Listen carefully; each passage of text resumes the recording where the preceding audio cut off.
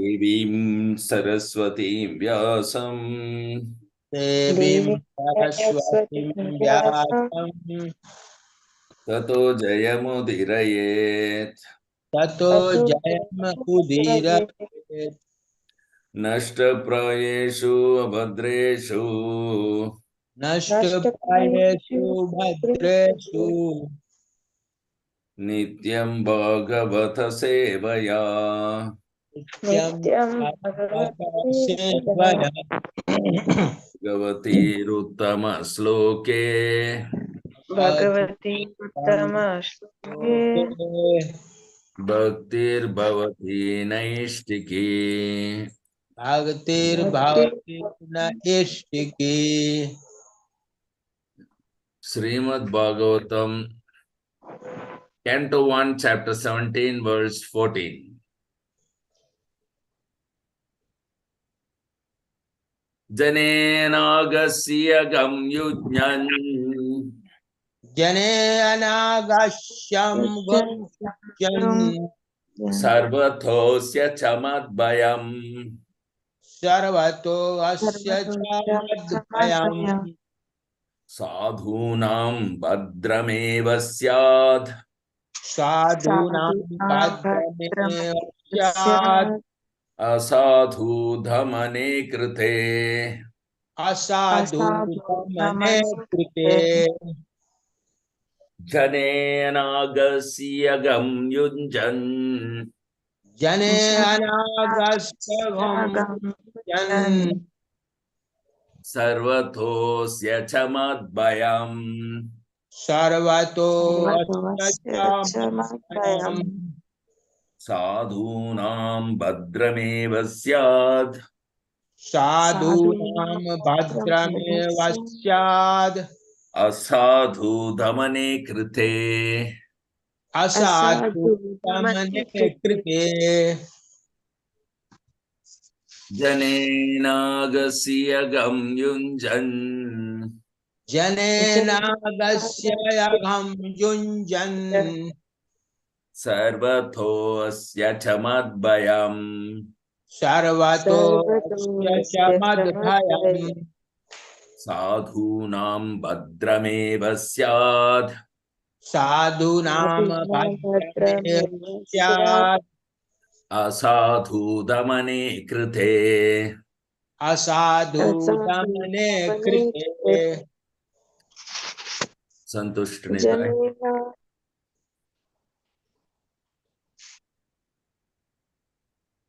Anybody else? जनेनागस्य गं युञ्जन् जनेनागस्य गं युञ्जन् सर्वतोऽसि च मद्भयम् सर्वतोऽस्ति च मद्भयम् साधूनां भद्रम् एव स्यात् साधूनां भद्रमेव स्यात् साधु दामने कृते असाधु मने कृते। नरोत्तम।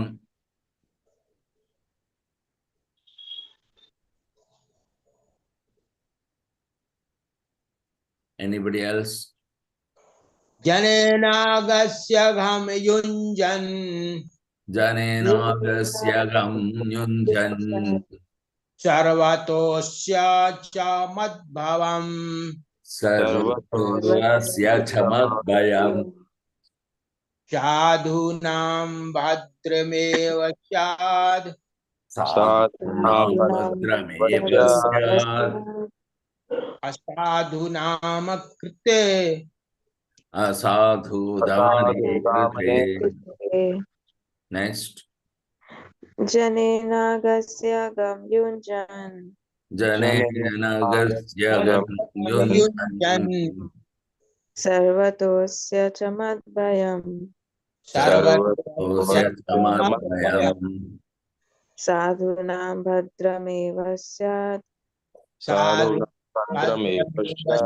स्यात् असाधु दमने कृते। असाधु दमने कृते।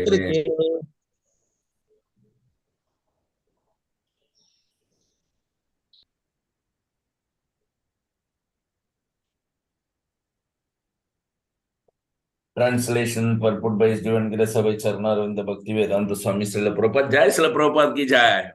Jai. Jai. Today is Srila Prabhupada's disappearance day celebrations.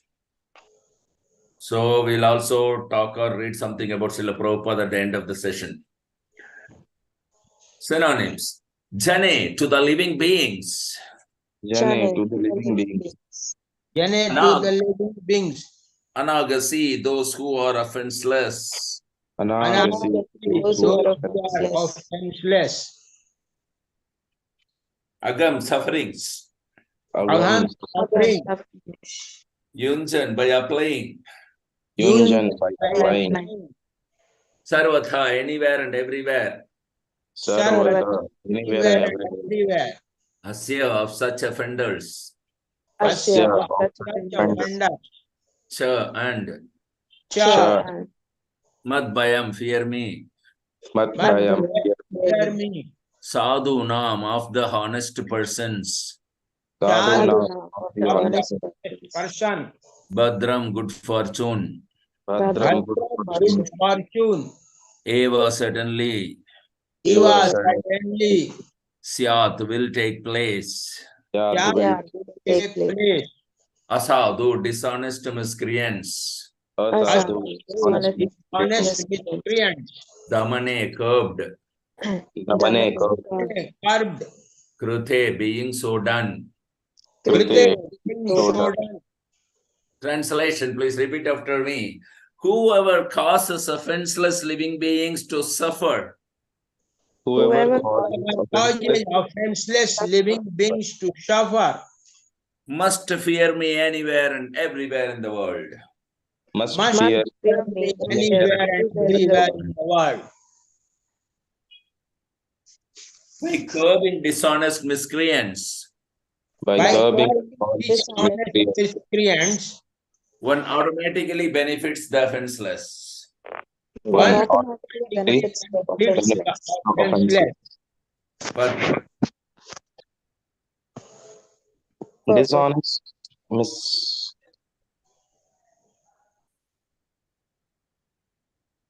Dishonest miscreants flourish because of cowardly and impotent executive heads of state. But when the executive heads are strong enough to curb all sorts of dishonest miscreants in any part of the state, certainly they cannot flourish. When the miscreants are punished in an exemplary manner, automatically all good fortune follows. As said,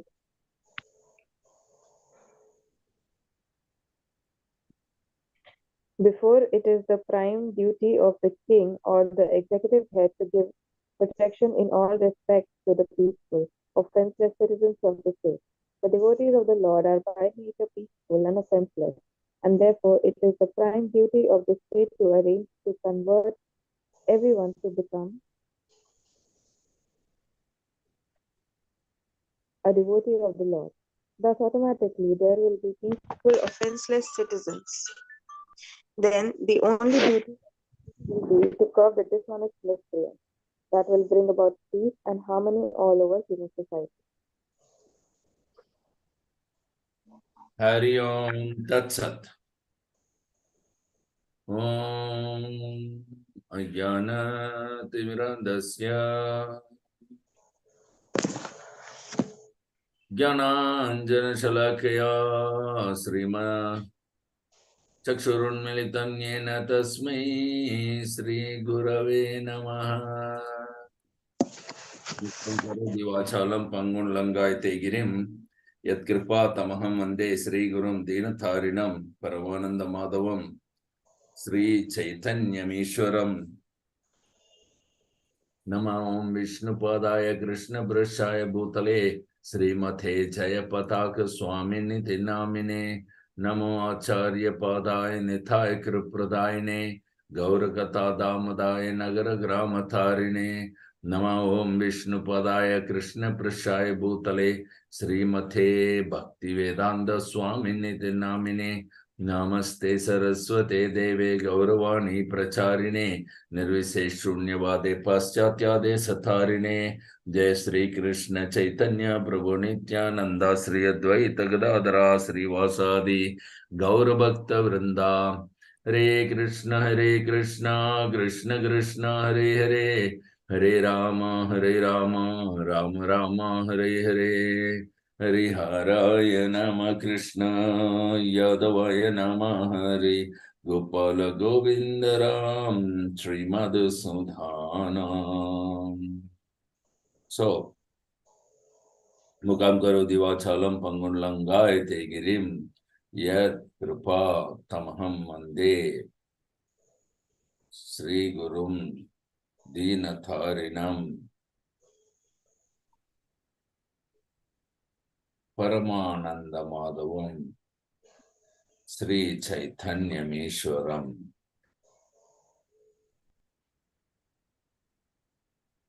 Hari Om Tat Sat. It's again a very beautiful words and the purport, the duty of the king. King means the executive head of the state. Nowadays, it is government, impersonal government, or so one president or prime minister, somebody is there as a head of the executive head of the state. But if that executive head happens to be a coward or is impotent, then all the miscreants will flourish, all the rogues and thieves will flourish, and no Varnashrama Dharma can be maintained, and though godless civilization will be the result of such government or such rulings or rulers. So it is the king's duty or the executive head's duty to see that his citizens are becoming God conscious. That is the duty. First of all, father's duty, then spiritual master's duty, and ultimately it is a duty of the king or the executive head of the state. So that is why it is, in Vedic injunctions, you will find Dharmena Chakara Rajyam.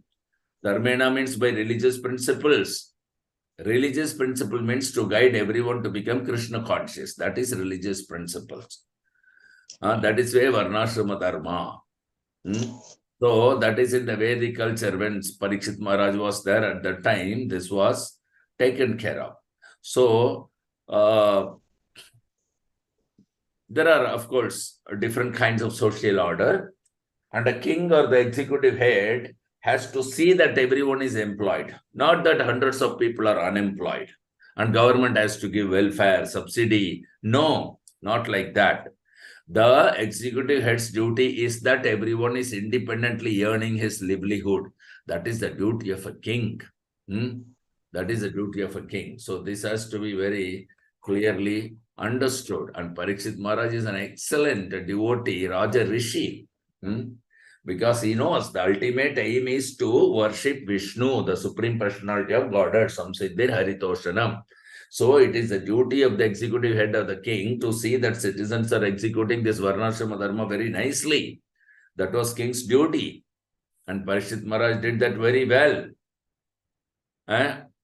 In Bhagavata, it is stated, unless a king or government can give protection to the citizens from exploitation by dishonest ministers and thieves and rogues, then he cannot collect tax.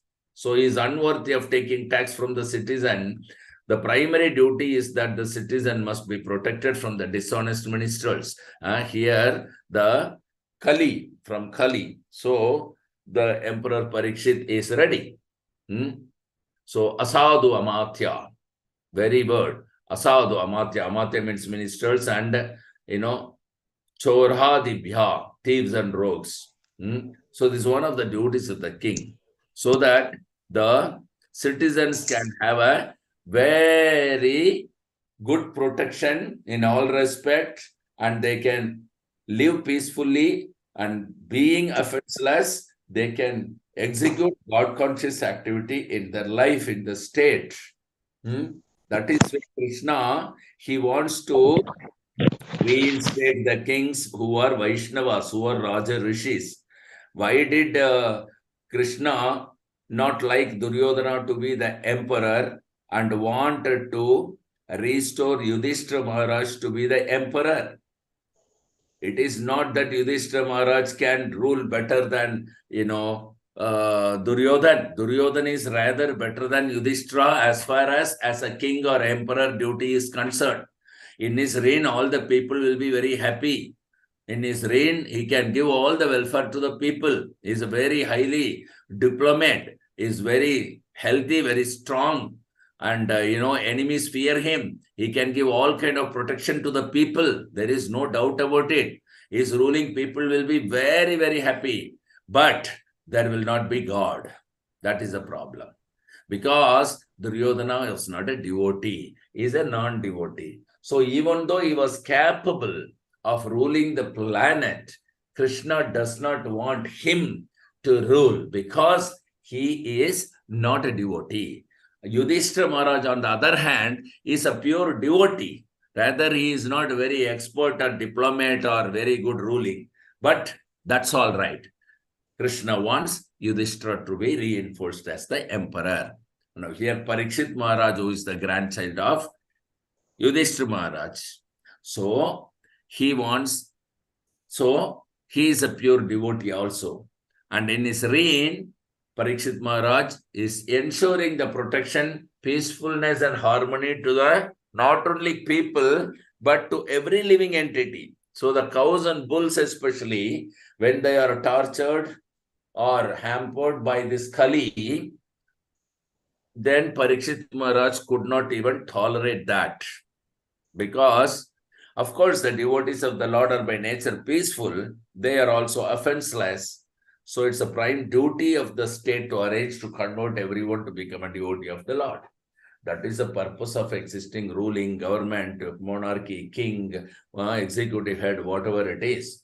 Because once they have facilitated everyone to become Krishna conscious, then automatically there will be peaceful, harmony, offenseless citizens, everything. So the only duty of the king is to remove the miscreants. Automatically peace and harmony will be there in the human society. So this is Srila Prabhupada is explaining in the purport. Thank you very much. Now, today is Srila Prabhupada's disappearance day. For a Vaishnava, both the appearance day and disappearance day are equally celebrated as a festival.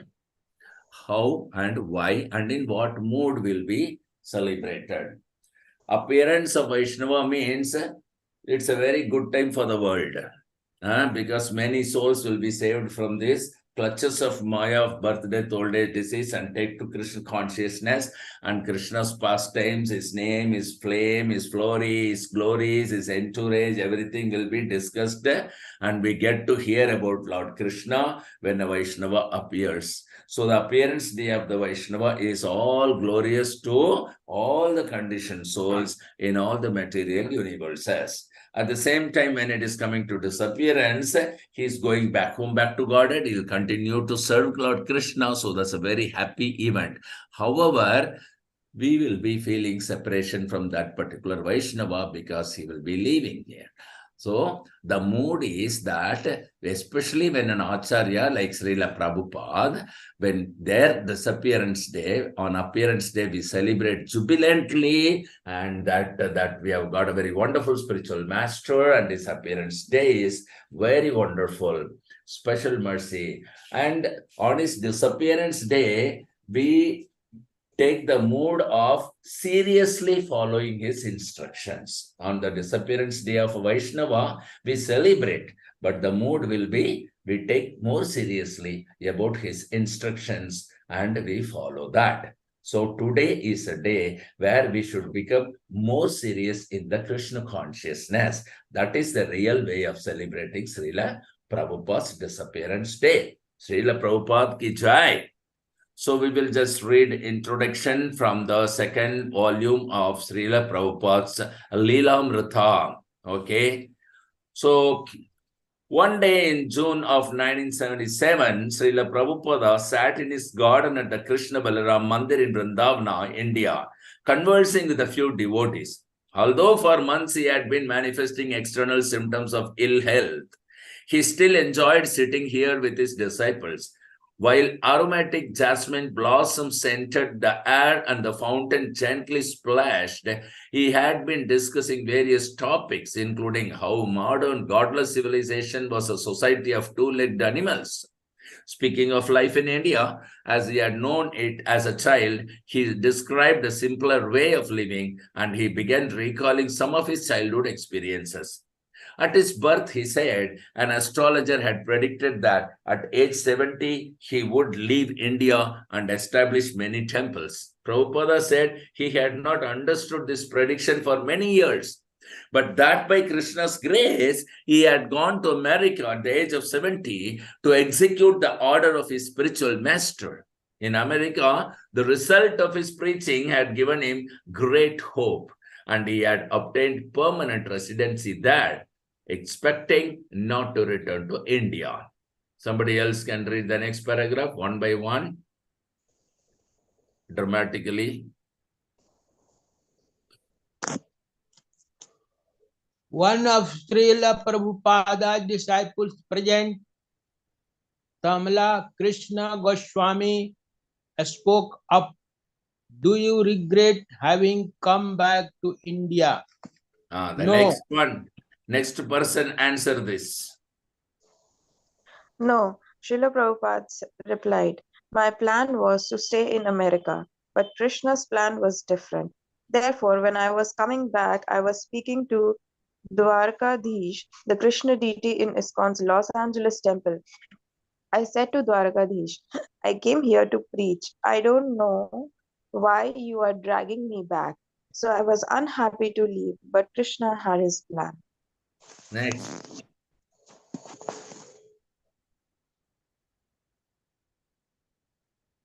Srila Prabhupada went on to say that by following Krishna's plan of leaving Vrindavan and then after preaching in America, coming back to Vrindavan, he had gained the most wonderful temple, the Krishna Balaram temple in Vrindavan. Next. You always came out victorious, Tamal Krishna said. I have never seen you defeated. In Bombay, for example, it seemed to be an impossible situation. Next. Yes, no one was interested, said Srila Prabhupada, who could see that such a big project would come up. Only go ahead.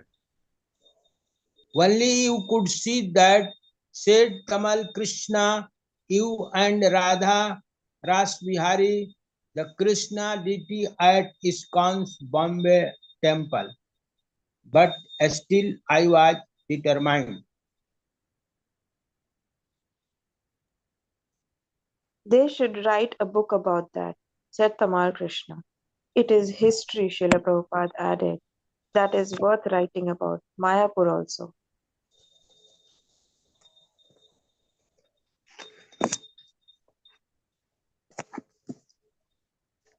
The first part of this volume of Srila Prabhupada Leelamrit is an attempt to fulfill Prabhupada's desire that a book be written about the struggles undergone for establishing a wonderful temple for Krishna in Bombay as well as in Mayapur and Vrindavan. It is a history worth writing about.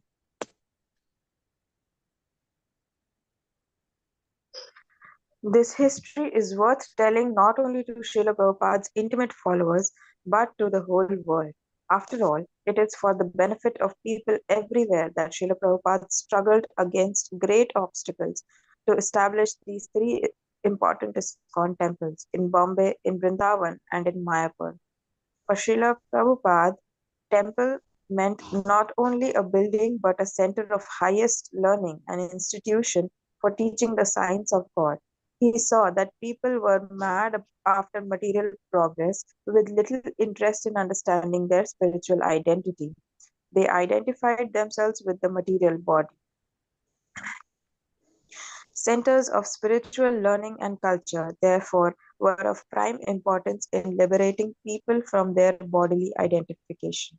Srila Prabhupada's plan had been to transplant the seedling of India's spirituality in the West and then to return the healthy plant to its native soil, where the teachings of Lord Krishna had become confused by persons misrepresenting Vedic culture.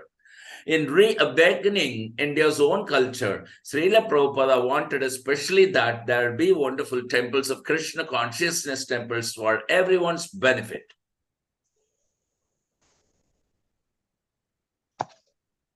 This story is worth telling in that through it we learn of the mind and action of a pure devotee of the Lord. We cannot expect to imitate such a great empowered devotee as Srila Prabhupada, but we can read about his activities in this volume, and that will inspire us and show us how by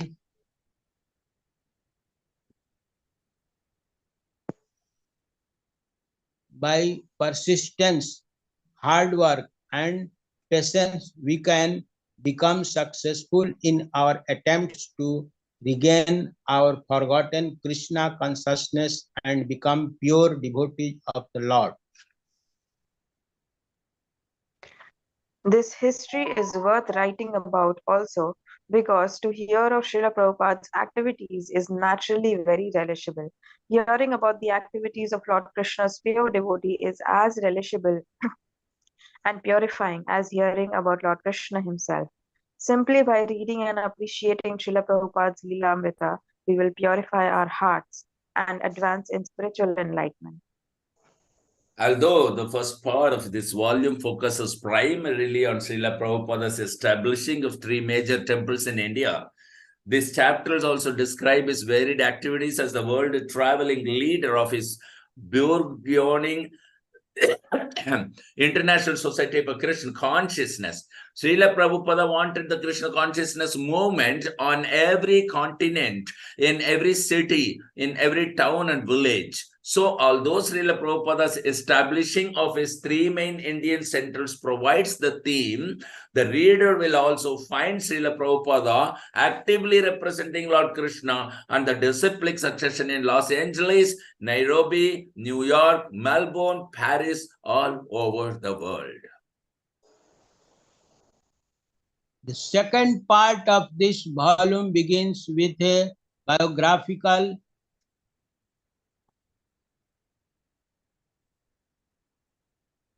Synopsis.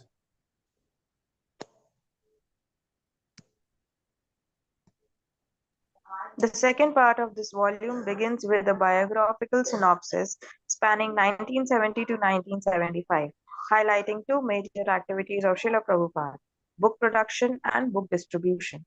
Meanwhile, however, Srila Prabhupada was active in many other ways, and specifically, he divided his time between America and India.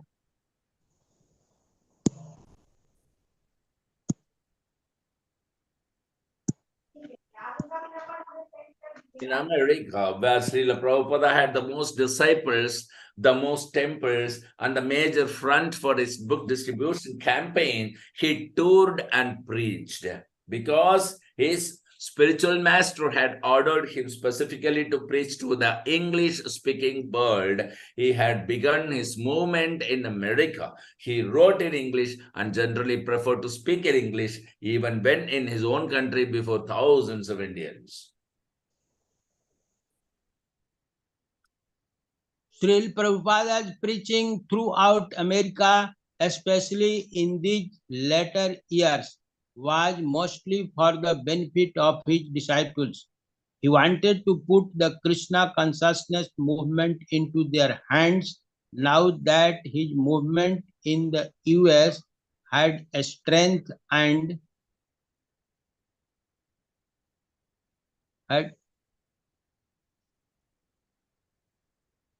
had a strength And maturity. and maturity. This is your country, he would tell his disciples, and you know best how to preach here. But just to guide them and inspire them, he was lecturing, talking with reporters and university professors, purchasing properties, and simply being with his disciples as their leader, field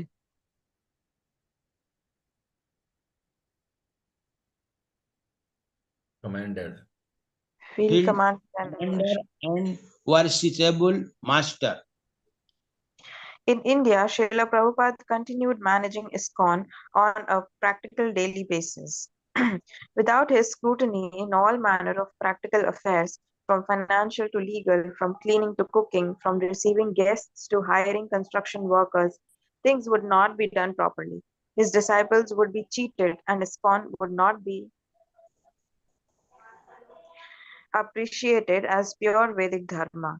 With great difficulty, he had begun his three major ISKCON centers in India, Bombay, Vrindavan, and Mayapur, and he had laid a foundation of bold, ambitious plans. But that would not be sufficient.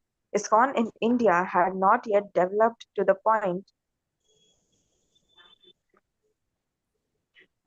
where Prabhupada could say, as he had said to his disciples in America, now it is in your hands. Now it was in his hands.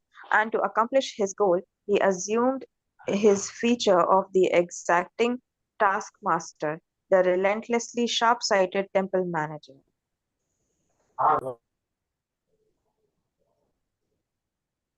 That was his means, his and was to have his disciples actually take the management into their hands, but they would have to manage his way, as he would sometimes say to his leaders, do as I am doing.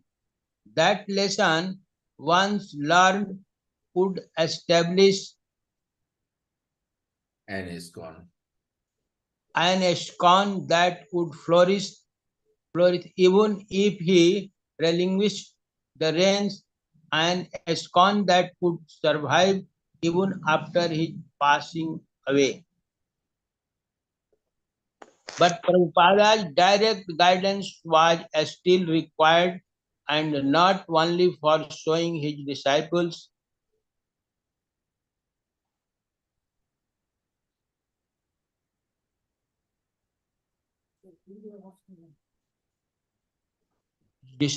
now to manage how to manage ISKCON in India or how to preach in America, but also for protecting his society from eternal strife and schemes. And in this volume, we see Srila Prabhupada expertly unify ISKCON during a trial of divisive party esprit.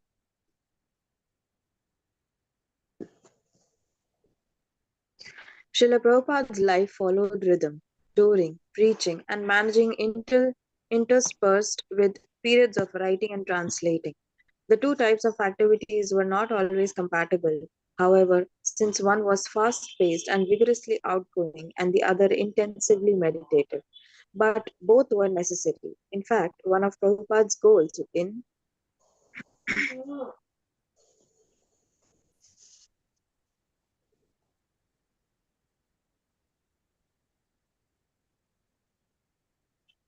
in traveling throughout the world and painstakingly training in his ISKCON leaders was to ultimately stop traveling, stop managing, and just sit in one place and write.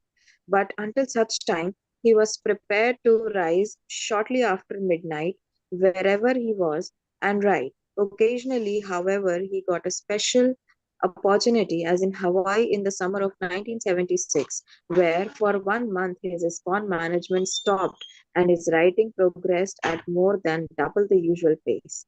But such quiet periods were the exception. As Srila Prabhupada said, not in this lifetime.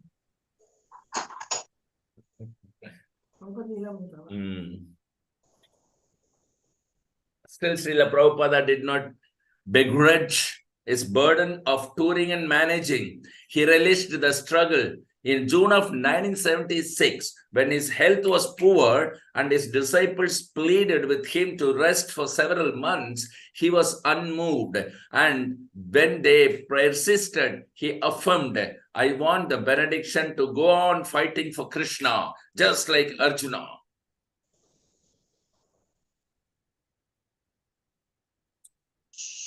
Srila Prabhupada. Srila Prabhupada's fighting, his writing, his traveling back and forth between two worlds, East and West, was for uniting both those worlds in Krishna consciousness. He saw himself as transplanting Vedic culture from East to West, an amazing feat in itself. But he was also reviving Vedic culture in India.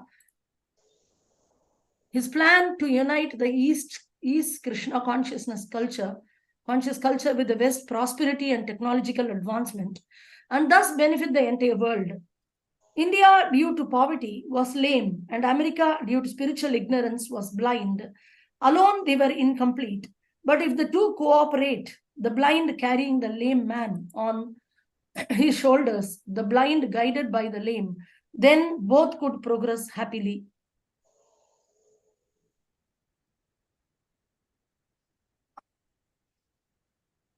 Prabhupada was also uniting two worlds in yet another way. He was uniting the material world with the spiritual. Some 500 years before, Sri Rupa Goswami had enunciated the philosophy that the entire material world, being an emanation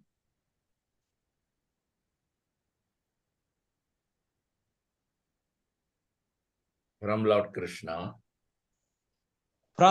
Krishna, is none different from him.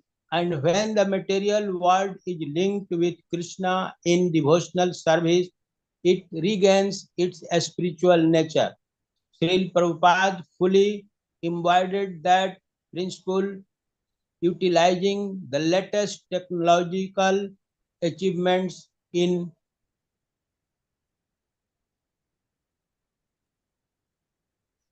transportation and communication.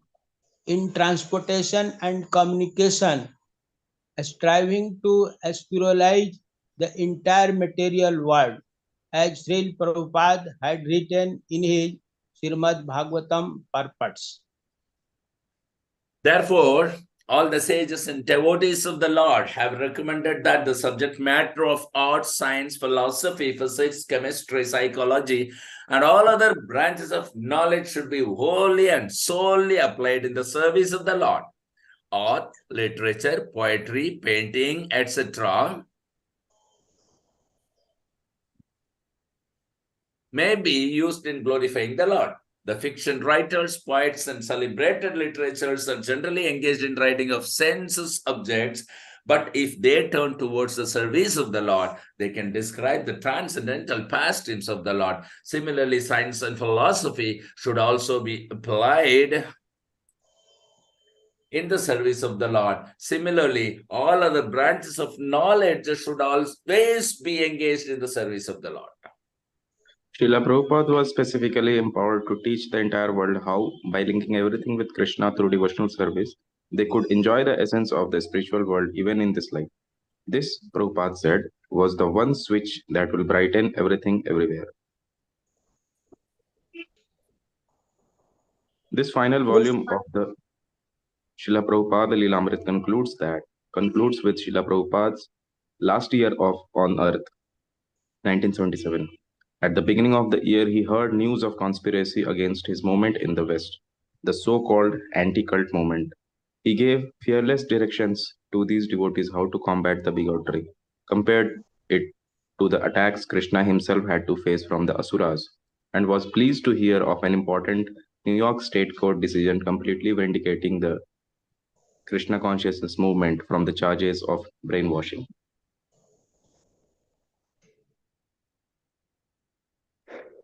The last chapter recounts Srila Prabhupada's final lessons as he spent his last days in his Vrindavan residence.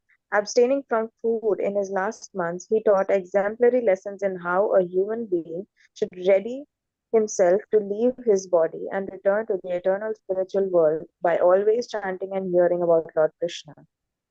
And by return to the eternal spiritual world by always chanting and hearing about Lord Krishna, and by allowing his disciples to associate intimately with him in these last days, he taught final instructions in love, a love that endures beyond death. Hari Om Tat Sat.